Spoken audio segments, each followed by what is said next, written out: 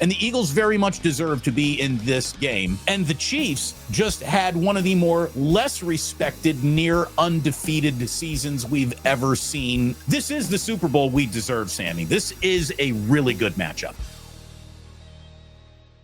This is just a hell of a game, Sammy. And I really do think it is the Super Bowl we deserved. You know, it's funny. A lot of people, I think, looked at the Eagles all along. They saw one of the best teams in football, but didn't want to confer that onto them because for whatever reason, people didn't like Sirianni, or, you know, Saquon's too new at being here. So this can't be sustained all year. And sure enough, it was. Vic Fangio's defense can't run this hot all year. Sure enough, it did. And the Eagles very much deserve to be in this game. And the Chiefs just had one of the more less respected, near undefeated seasons we've ever seen. But near undefeated is the key word at all times for the Kansas City Chiefs. There's nothing that slows down the winning, even though they're not winning in the impressive fashion that they used to.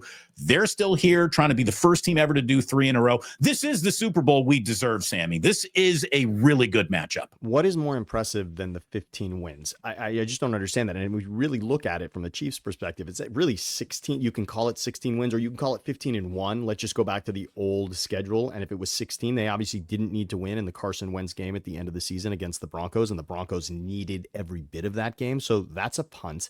They lost one game to the Bills. I was rooting for 17-0. Here's why. I don't ever root against the Chiefs except for, and I've said this to all of my family back in Philadelphia, there's once a decade, I thought, that I needed the Chiefs to lose a game. Once a decade, if the Eagles are lucky enough to make it to the Super Bowl, that's the only game that I'm interested in the Chiefs losing. And frankly, if they were to get there against the Eagles, I'd rather they were a perfect team at that point, so that if somehow the Eagles are able to upset them, it is that more special. I enjoy when there is a team at the top and everybody's looking up. Yeah, give me greatness. Awesome.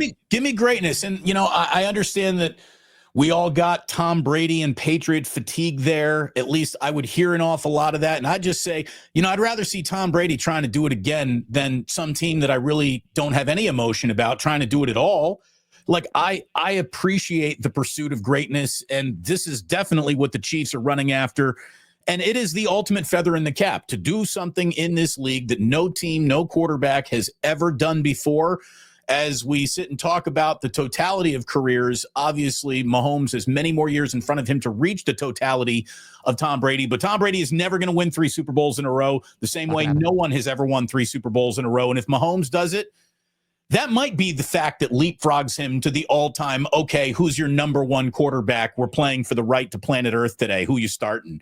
And Andrew has this theory. I feel like it's between Brady, Joe, and Mahomes right now, and this could be the tiebreaker. Andrew boils it down to simple math. 7 is more than 4 if Mahomes were to win this one. And he just says no matter the three-peat, 7 versus 4, and you can't have that conversation until Mahomes gets to 7. A couple of things, first of all. Let's give a little shout-out to the Green Bay Packers, who did win 3 championships in a row right as the Super Bowl was born. So the Packers won Super Bowls 1 and 2. And they had won the 65 championship before the Super Bowl started. So when we talk Super Bowl, so at least we want to just say that. So in regards to no team's ever done it. But most importantly, we know Montana and Brady didn't do this. But the only reason is I've had some people come after us to suggest, right? I mean, look, it's worth dissecting just a bit. And by the way, let's just quick aside. How do you feel about that in regards to no Super Bowls versus no championships? The NFL is so weird in that way that we consider Super Bowls but not championships. So you're really not able to go further past 66. So a lot of times it's very unfair. So, it's unfair to teams to say that they never won a championship if they never won a Super Bowl. It's a little unfair.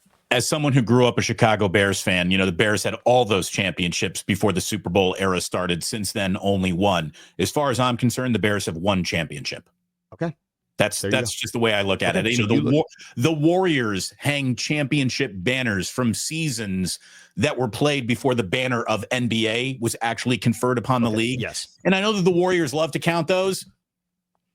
Okay, sure. So you're there. You're there. You're going to stick true to Super Bowl. That's it. Okay. Super Bowl. So let's That's go me. down that path. So let's do it. Right. Let's throw And I away think everything else. there's enough evolution in the game where the break in how I think about it, it can be explained. Like, I'm not just trying to deny anyone their history or something like that, but there's such an evolution and it's so different now. I am very comfortable using Super Bowl one as a dividing line, BCAD. Let's also remember the Chiefs have already done something no other team has done. No team that had won 2 in a row had made it. No one had even been in this game. No one had the 2 weeks of hype talking about the fact that there could be 3. And by the way, someone else who's scheduled to make out on this is Pat Riley, who of course coined the phrase three-peat. So that would be nice. So he's got that. He's cashing in.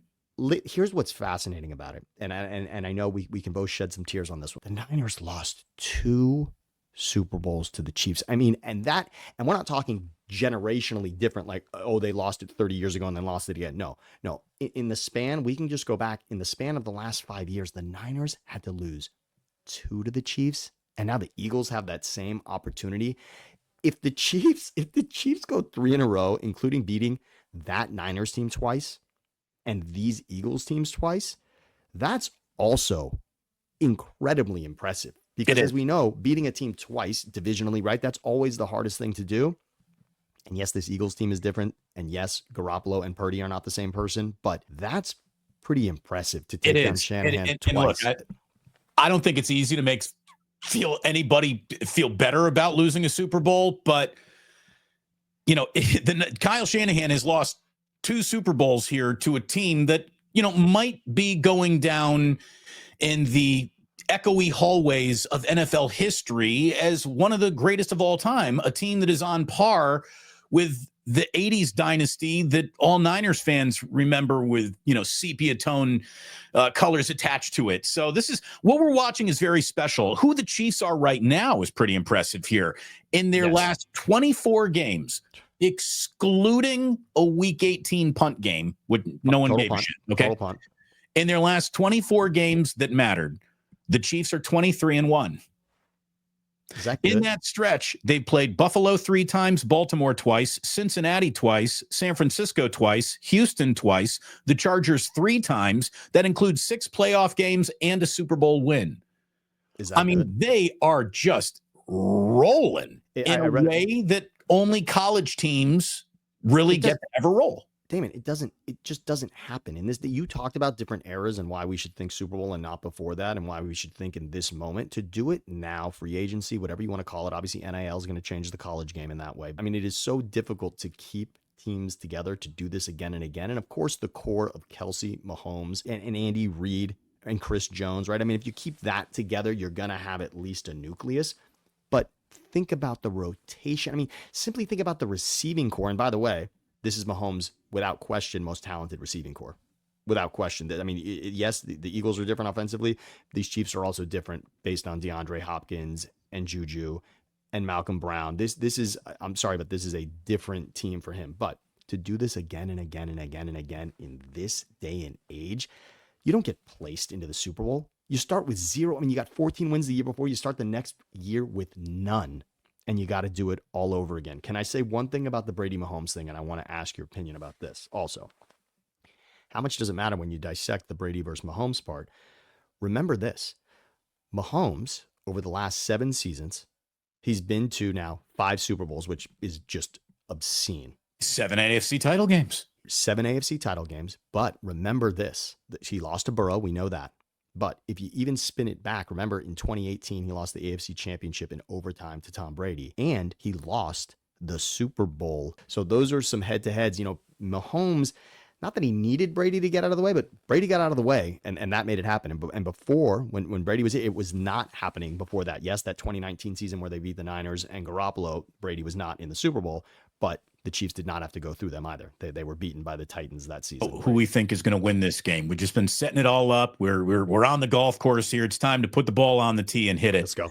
I like the Chiefs in this game. I think you like the Eagles in this game, but I like the Chiefs in this game. Chiefs 31, Eagles 24. I like the Chiefs to cover, and I like the over in this game. It's Chiefs minus 1.5. The over-under is 48.5, down from 49.5 where I think it opened. I mean, 1.5 really represents very little, right? I don't think you can say that 1.5 should sway anybody here for the Eagles. You have to be convinced the Eagles can win the game if you're taking 1.5. Oh, 100. Right, If you're betting the Eagles, you bet money line. I don't think you can swing this game on 1.5. As close as the Chiefs have played games, most NFL games are not won by a point. So you got to consider that 3 is the most likely margin here. So the 1.5, I just don't think, don't be fooled into seeing Eagles plus and thinking that you could win that bet with 2 different outcomes. I still think you can only win that bet with one outcome, which is the Eagles hoisting the trophy. So you have to know and think deep down that the Eagles can win this game. I think this is a coaching game. This comes down to who has the better day, Spagnuolo or Vic Fangio. Yeah. I think that's where this game was played. The 2023 Super Bowl, Spags, Kansas City Chiefs against the #1 run offense in the San Francisco 49ers. Spagnuolo's defense held the 49ers to 3.6 yards per carry, with the longest rush being 11 yards. 2022 Super Bowl, you got Spags going up against the #1 rushing offense of Philadelphia. Spags held them to 2.6 yards per carry, and their top running back to 16 total yards on 7 carries. Spags shuts down running games in the Super Bowl better than any defensive coordinator we can think of, not named Buddy Ryan. So I think that Spags is the right guy for that. And then what really put me over the top is this. As much as I like Vic Fangio, Patrick Mahomes ain't worried at all. He loses no sleep against Vic Fangio. Patrick Mahomes in his career is a perfect 8-0 against Vic Fangio's defenses, either as a head coach or as a defensive coordinator, averaging 27 points per game against Vic Fangio. Those numbers alone, Spagnuolo just destroying running games in Super Bowls, and Vic Fangio never walking off the field with a winning effort against Patrick Mahomes. That, to me, is what I needed to see for me to stop thinking about how the Eagles can do this and just admit the Chiefs are going to do this. Yeah, the Eagles defense is going to have to be that difference. And it wasn't. In the second half 2 years ago, the Eagles defense let them down. And to your point about Fangio, if it happens again, that's what's going to happen. Thanks for watching. Tune into the Damon Bruce Show live on YouTube every weekday at 2 p.m. Eastern, 11 a.m. Pacific.